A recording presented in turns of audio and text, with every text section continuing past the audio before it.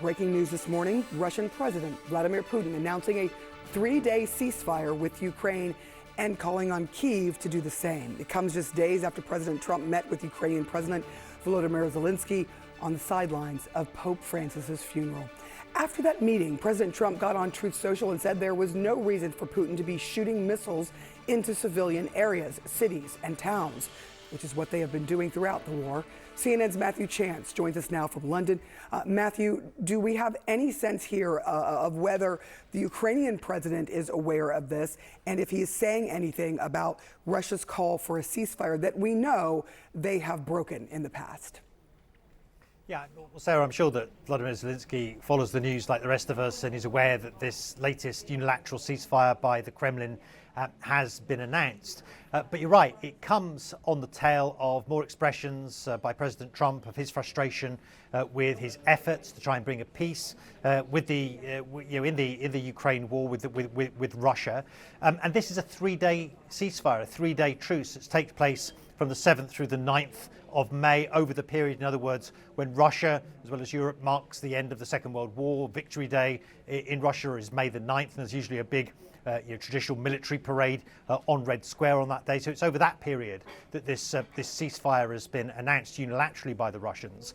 But a couple of things. First of all, it stops well short of the 30 days ceasefire that President Trump has insisted on as a first step in this peace process, and by the way, which Ukraine has already agreed to.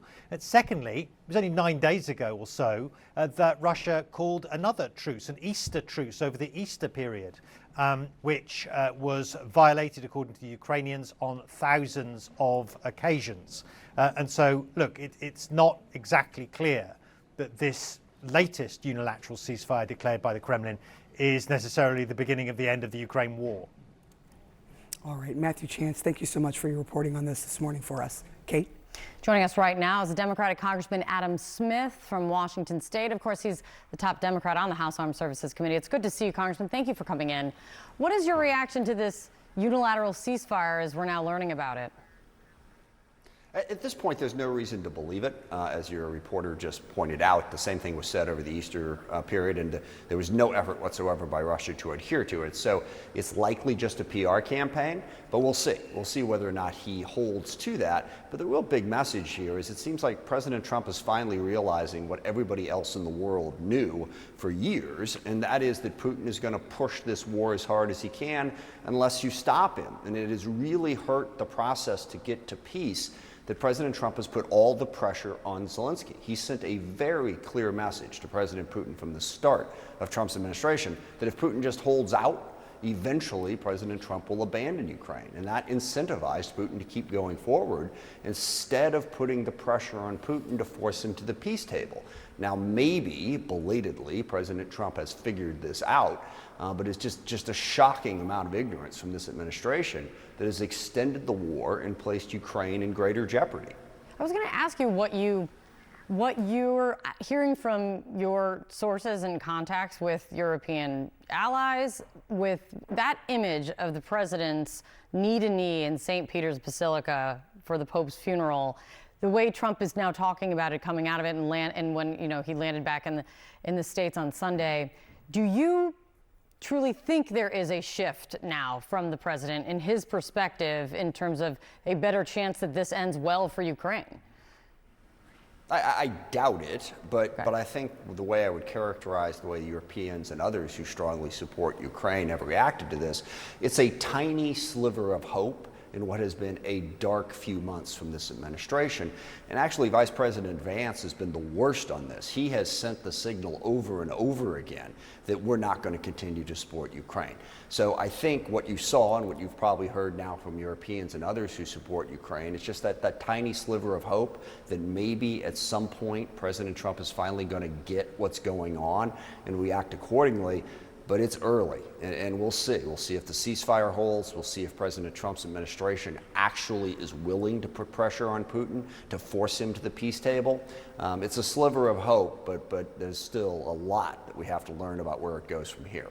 Let's stay on this with former United States Ambassador to Ukraine, William Taylor. It's good to have you, William. Thank you for joining us. Ambassador, first I want to get your reaction to this announcement by the Russian president, this 3-day ceasefire. Your initial thoughts? My thoughts, Becky, are the same thoughts that others have had, which are that the Russians don't adhere to ceasefires. They keep fighting. They keep shelling. They keep attacking Ukrainian cities. This is likely no different. And we know that President Trump and President Zelensky have offered President Putin a ceasefire, comprehensive ceasefire, air, land, and sea, for 30 days. And President Trump made that offer to President Putin, and President Putin said no. So you got to be a little skeptical of this ceasefire on the part of President Putin today. Okay.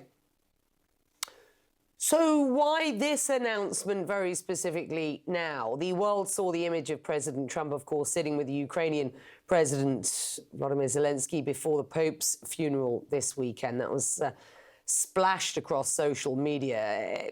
Any sense that this may have motivated Putin to take this action now?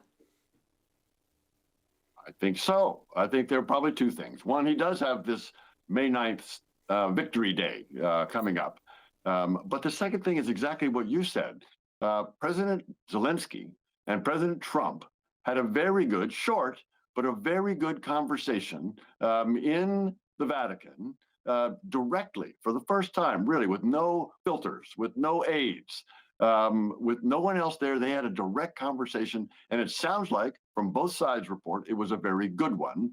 And coming out of that conversation, as you've reported, President Trump is increasingly irritated with President Putin, who keeps attacking Ukrainian cities and who keeps being the obstacle, who continues to obstruct any movement toward a real ceasefire, which President Trump is trying to get for. So I think there is that response from President Putin. He realizes that he is starting to be on the losing side.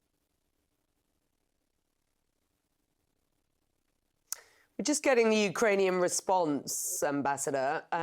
This is it. Quote, the ceasefire must be unconditional because everything else is just Putin's tactical games. Well, it is conditional to a degree, or to the degree that it is just 3 days. And as you rightly point out, the Russians have been offered a 30-day ceasefire, and that has been an offer that's been on the table now for some time. So I guess that begs the question, what is Russia hoping to get out of this ceasefire? I think they would like to get out of the ceasefire some ability to have their celebration in Moscow. The celebration in Moscow is a victory day. And clearly the Russians are not looking at victory at this point. Clearly the Russians have not accomplished anywhere near what they had hoped to accomplish in Ukraine when they invaded first in 2014, but then again, of course, in 2022. So they are looking at a non-victory day. They're looking, if they are still fighting it on May 9th, this is not a victory. And this will be evident to the Russian people that they have not accomplished that victory.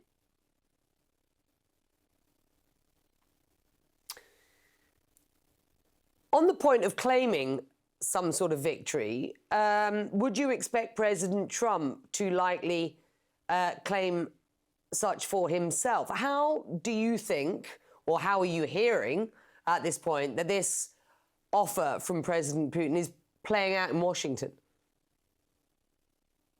With skepticism.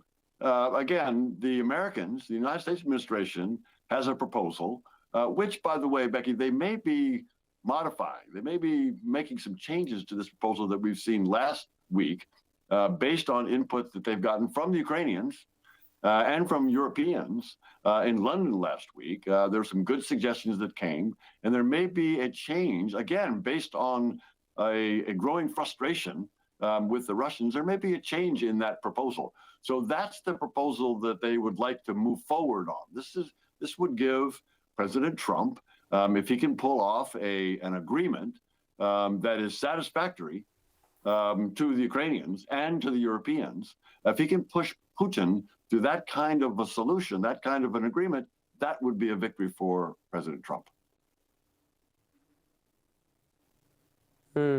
Okay, well, we are not there by any stretch at this point, at least not from the Kremlin's perspective. We will continue to monitor this, and it's always good to have you for your analysis and insights.